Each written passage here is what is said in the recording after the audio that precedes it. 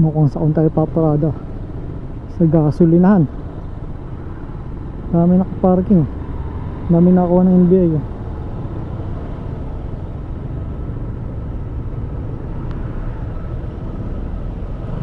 Mga papa online.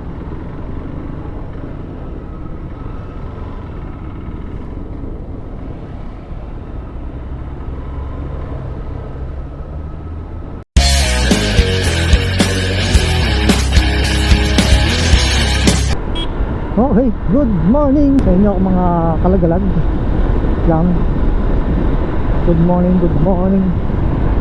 At welcome back ulit sa aking YouTube channel at Facebook page. So ngayon, agenda natin, pupunta ako ng Nasugbu para kumuha na ang police clearance. Dito kasi ako kinuha nung pinagpa-online ko kaya dito ko ayaw pupunta. So ngayon lang uli ako mag requirements ng ganito. Tatanungin nyo kung bakit mag-requirements ka nandun ka sa co-op, diba?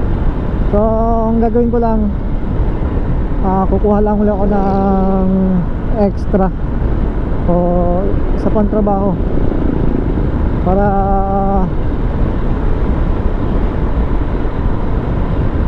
makagala na tayo.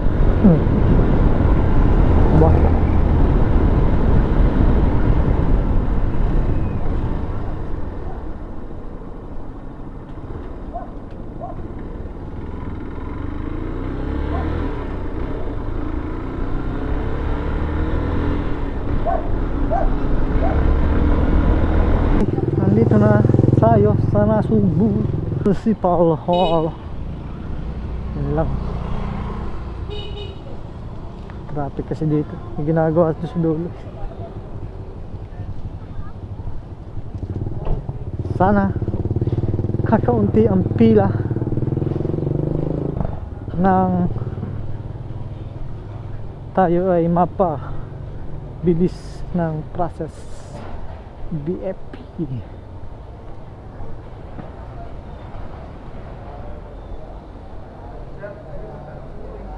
Hello, ito na tayo. Wait, kakaunti, sakto. Kakaunti. Napakabilis lang. Pumindot lang siya ng ilang piraso, automatic na agad record. Buti goods ang ating records. Kasi ang problema ko kasi NBI. Pag NBI kasi yung kinuha ko, may na-attach na record, kaya binabalikan ko pa yung NBI ko. Buti sa police hindi siya nag-attach, kaya mabilis lang natin nakukuha. Ito na yan. Kung naman tayo ngayon sa Tagaytay, police, NBI naman ang ating kukuhanin.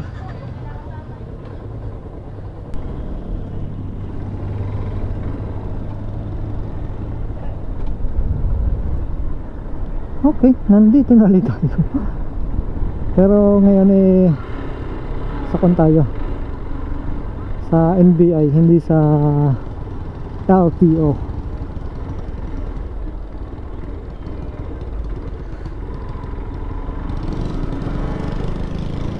Kasi tapos na tayo magparehistro.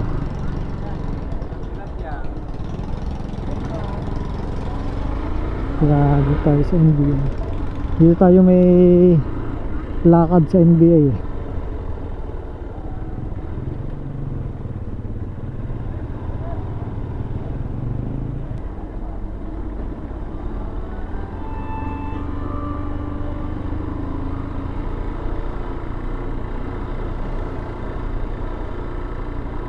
Mukhang marami na akong NBI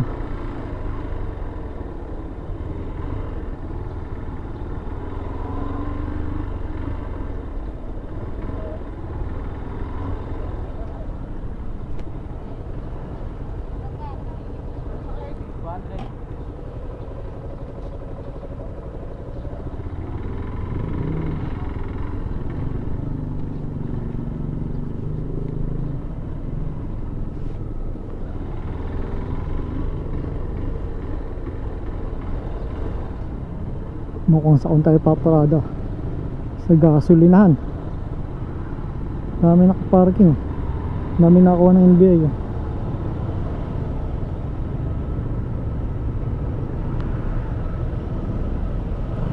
Mga nagpapa online.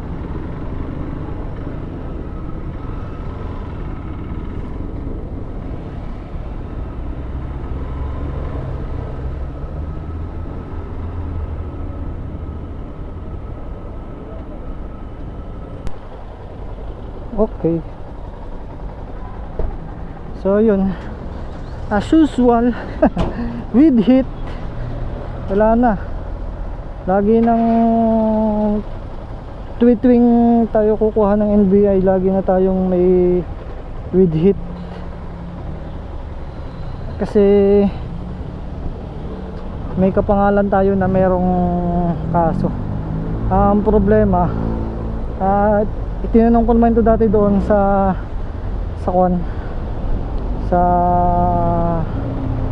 mismong NBI, sa nag-asikaso.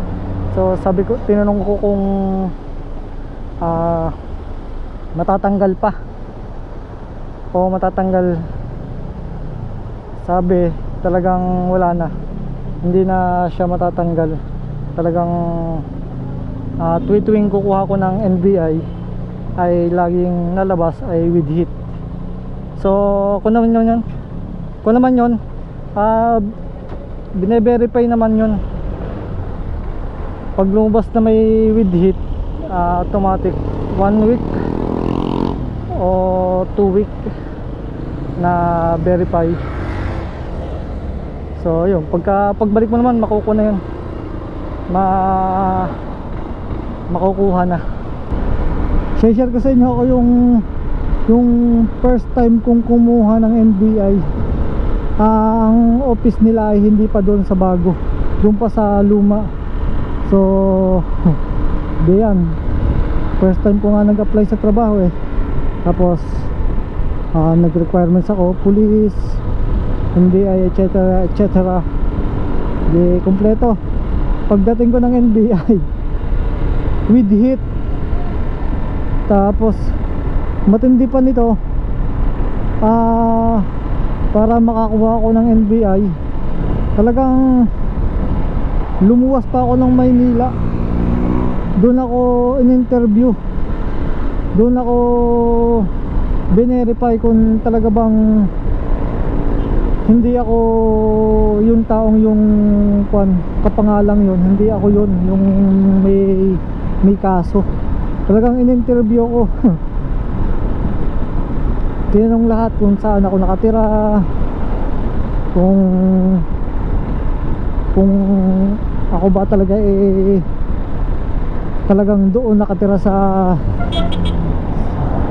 amin talaga mismo, kung since birth ba talaga na taga Baca State ako, hindi ako tumira ng gantong lugar.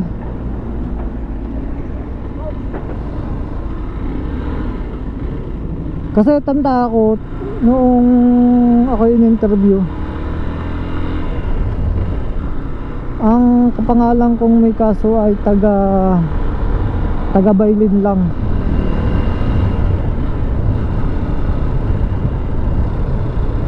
Oo, taga Bailin lang na yung kapangalan kong yun. Kaya yung in-interview talagang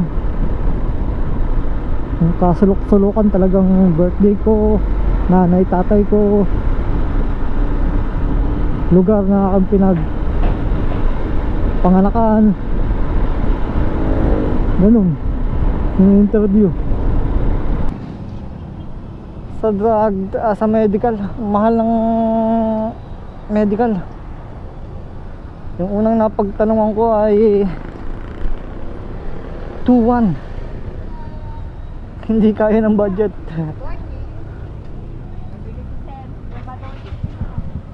Okay, so yun, medical na tayo. Matindi si ma'am, yung nurse. Pinaghinalaan pa akong gumagamit ng masamang druga. Hindi pwedeng pasmado lang, kaya nangangatal.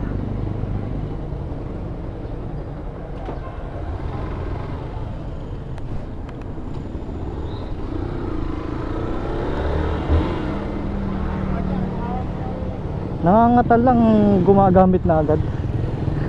Nahihirapan kay madam. Okay, so yun. Waiting muna tayo dito kasi pinakikiramdaman ko pa yung aking pag dumi. Kasi yun na lang yung hindi ko nasasagmit. Hanggang alas 3 na lang daw yung, hanggang alas 3 daw sila. Ang iniisip ko kasi kung ako ay uuwi pa, so magpapabalik-balik ako. So kaya ngayon pinakikiramdaman ko lang muna para bukas ko na lang, resort na lang yung kukunin ko bukas para hindi hassle. Kasi yung pupo ay dapat hindi lalagpas ng 1 oras. Kailangan 30 minutes naipasa na. Kung sa aga pa ako manggagaling, wala, hindi magkuha tayo, aabutin, lalampas na 1 oras yun. Kaya standby muna ako dito. Bakit may mga ganong tao, yung nagbibigay sila ng serbisyo pero napaka susungit, diba? Nagbabayad naman, magsungit sila kung hindi nagbabayad. Nagbabayad naman kami ng tama, tapos sila pa yung ganang magsungit.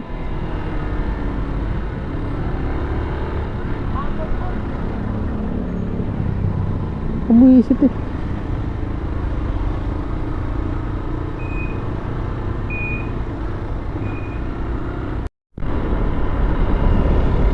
At yun, may kinuha lang ako dito sa aming pwesto dito sa Tuwi.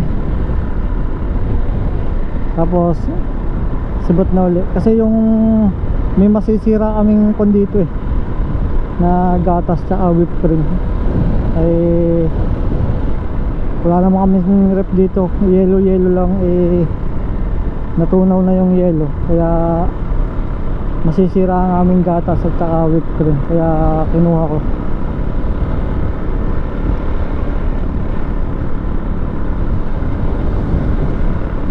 So ayun, ngayon lang ako magkaka-outro na sa mga video ko. Lahat ng mga upload ko wala akong outro. So ayun, bale mahaba na naman to, sobrang haba nito.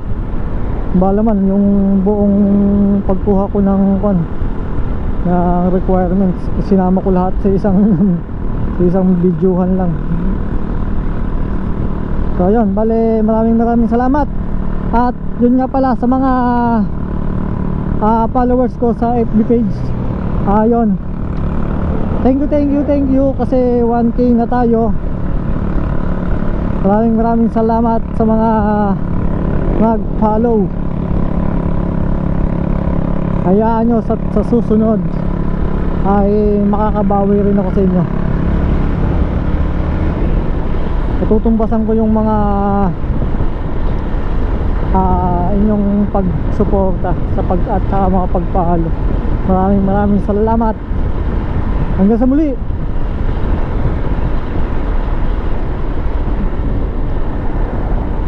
Paalam. Peace out.